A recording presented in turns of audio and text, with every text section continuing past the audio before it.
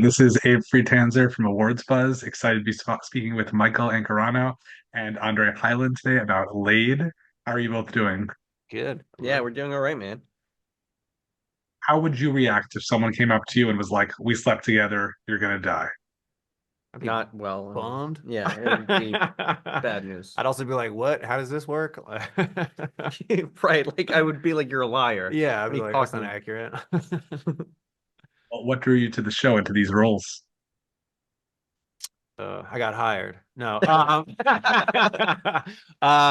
No, I like that it's a comedy like sounds silly saying it, but like a lot of comedies nowadays aren't like overtly comedies, and there's not that many comedies out there now. And I come from comedy, and so I that just alone was already there. And then I thought it was a good mix of Michael brought this up earlier, but like a combination of like kind of single camera and multi-camera traditional and sort of new school dynamics mixed into a show. And it's like kind of a cheerful presentation, but with really dark twists. And I thought that was interesting compared to a lot of stuff that I've seen or haven't seen also.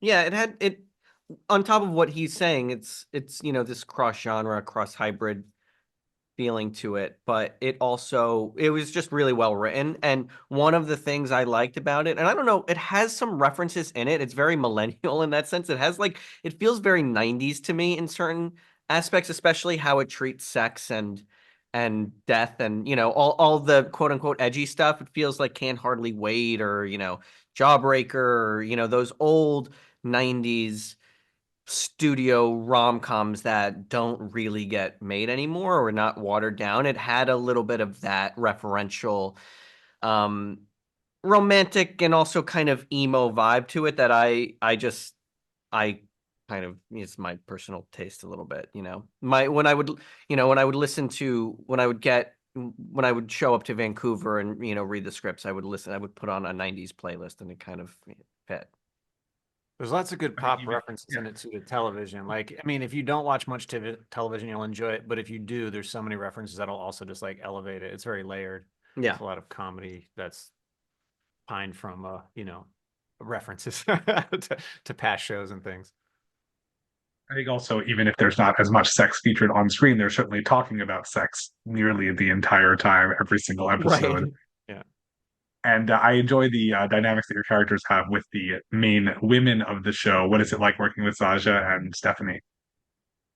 Oh, they're great. Yeah. Just as people, they're really nice people and easy to get along with. And then doing scenes with like, like Stephanie's the leader and she's just like, if I was ever like tripping up or having trouble with something, she'd be like, "Hey, What let's do you need? yeah, what do you need?" She'd Exactly. always be helpful. Yeah, it wasn't like, "Come on, get it together." It was like, "What can we do to like, like, yeah, what do you need? Like, how can we make this like easier and work so we're all doing this right?"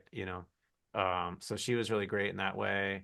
And Z, she's really I mean, they're both funny people, funny, nice people, but I had well, no, I had scenes with both of them, obviously, but I don't know. I got to improvise more with Sasha, and that was really fun. And yeah, they're both nice, just funny hangs anyway. So Right.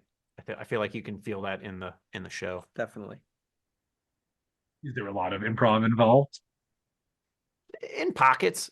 It was mostly like a very strategically written show. So, but Yeah, but it there were little was. pockets improvising too. Yeah. Yeah, it was. It was very specifically written. When you would read it, it would read very sitcom like. It had a real specific musicality to it and rhythm where you felt like if you got off beat ever, it you would have to work your way back. So there were intentional selective pockets like Andre said where you would be able to improvise, but mostly, and I would say like 85, 90%, you would want to stay in that pocket and Yeah. like hit the beat, so to speak. And I've also never been in a project where the table read made more of a difference to me. But sometimes reading on my Mm, own, I'd be reading it how I would sort of say something in my head or whatever. right. Like, and then you'd be like, okay. Then you get to the table, you're like, oh, okay, I see it now. Okay, here's the rhythm when everybody's like going at it at the table, which was I thought really interesting. And that's what I was like, oh, okay, this is like that's where it came to life for me, at least the Mhm. first couple times. I was like, okay, there it is. I see it now.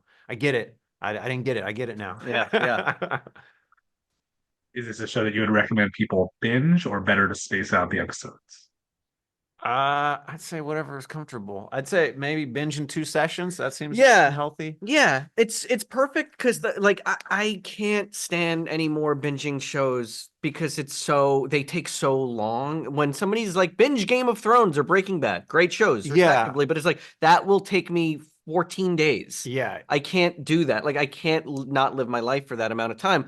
Late is only a half hour long and Yeah. only 8 episodes, so that's 4 hours. You can binge You this could without do that. and you won't end up on a missing persons list. Like Yes. you won't be like, oh, I could have taken flight lessons instead of watched this show. Right. Like you can You just take a longer morning Yeah. routine and Yeah.